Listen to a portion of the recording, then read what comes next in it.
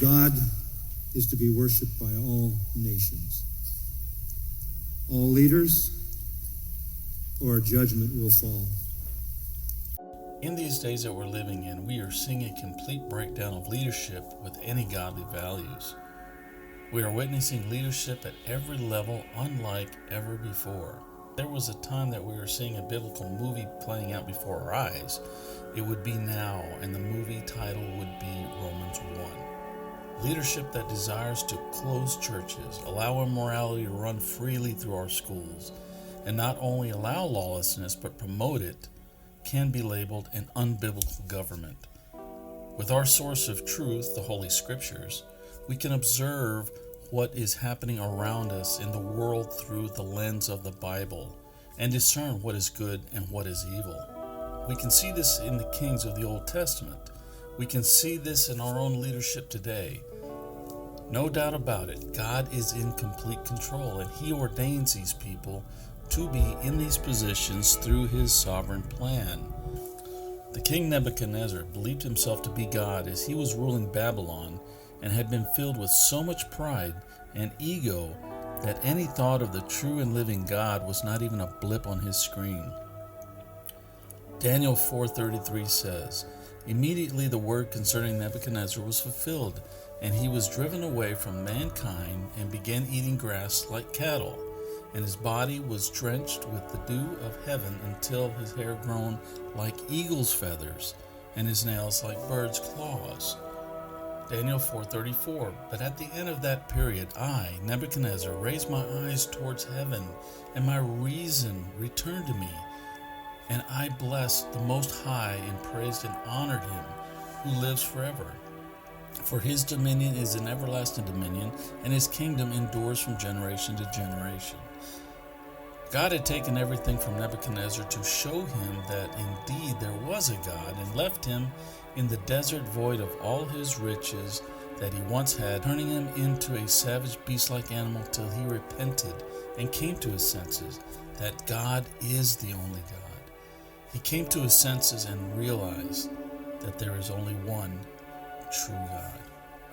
Any leader who believes they are equal to God will face God's judgment. God wins every time.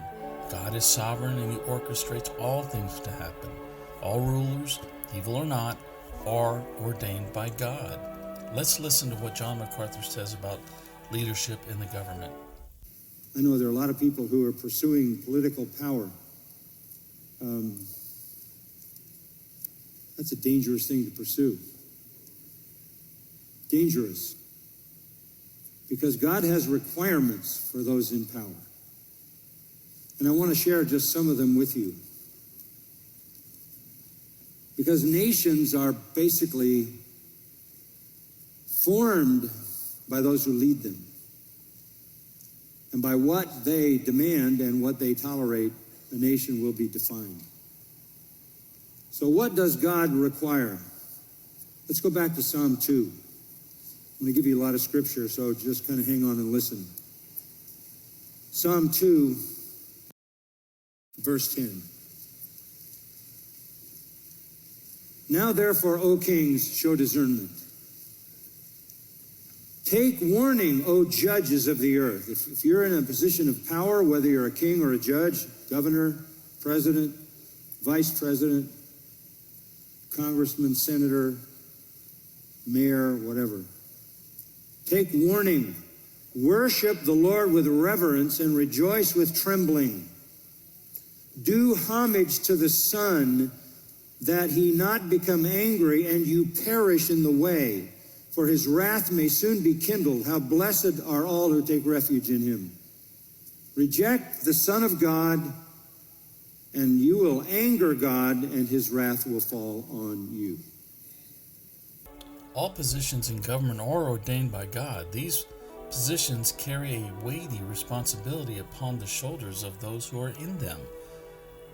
For those who do not carry out the responsibility in a fashion that is in tune with God's will, for them, judgment awaits. Psalm 72:11, "And let all kings bow down before Him, all nations serve Him."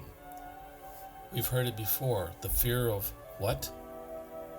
The fear of God is the beginning of wisdom.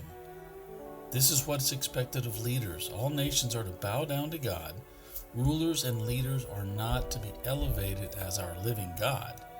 We are seeing today in this leadership guided by their own wisdom and not of God's. They are in complete darkness. As hard as it may be, we need to pray for them. We need to pray for their salvation. Our leadership needs Christ more today than ever.